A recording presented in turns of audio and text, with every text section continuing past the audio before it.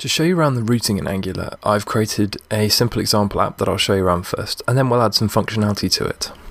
It's a simple contact manager, where we have a list of contacts that we can search, and I can click on any one of these and edit their details.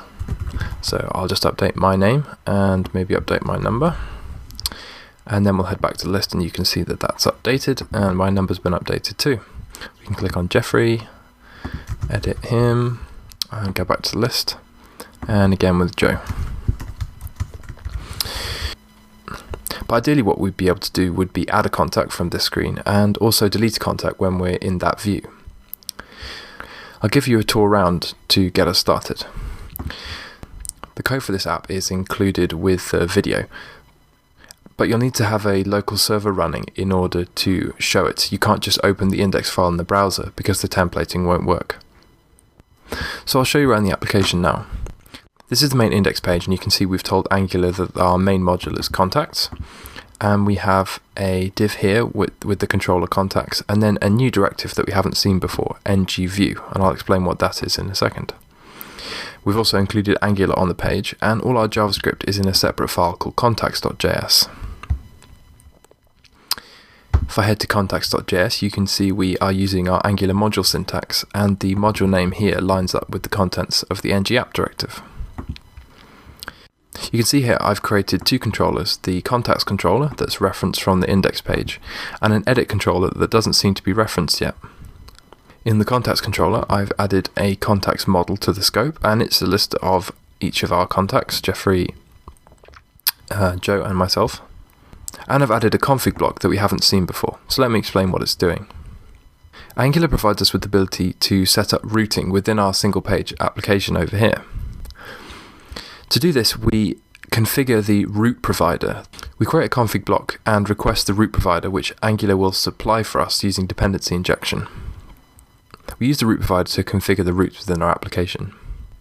Again, it uses a jQuery-like dot syntax to do so. So I've said route provider.when, and then we provide a route here. So when the URL is /contact and then a value, which we're going to refer to as index, load a template. And the template is stored in edit.html, and also load the controller edit. The route provider and the template link up with the directive that I mentioned earlier, ngView, that you can see here. What we're telling Angular to do is load the contents of the template, in this case edit.html, into the div where ngView is declared.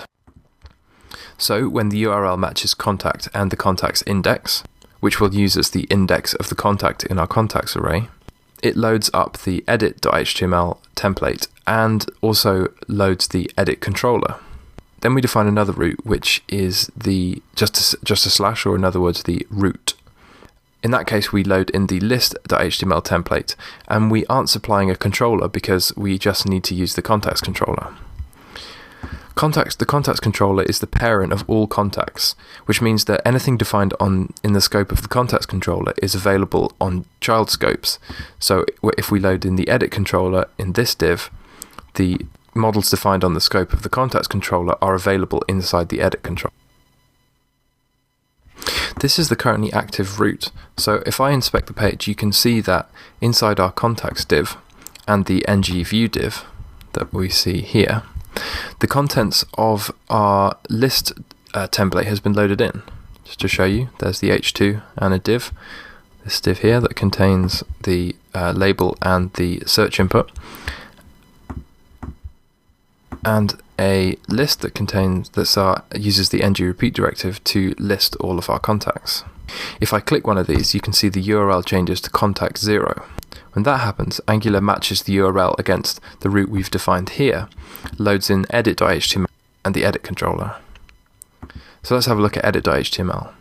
We have our edit h2 and a list with the label for the name and an input that controls the name, and a label for the number and an input that controls the number, and also a link that takes us back. If I click this, we go back, and I can click again to go in. Angular is just watching for changes in the URL and then matching the route up against things we've defined.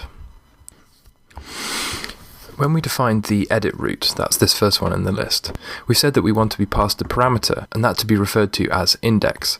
We do this using the colon, and you may have seen this if you've ever done any routing on a server-side app before. When Angular loads in the controller that we've said we want to use for this template, we can get access to the parameters that were passed, that is, the index, via the root param service. We just ask for it like this, and Angular does the rest via dependency injection. Root params gives us access to the index just by accessing a property on it. So in the edit controller, I'm creating a new model that refers to the contact at the index specified in the URL. So in this case, I'm referring to contact 0, which is the first contact in the list, me. I'm also saving the index in a model so that we can refer to it onto the page later. So that's an introduction to our contacts app. In the next video, we will add the ability to add a contact and delete them.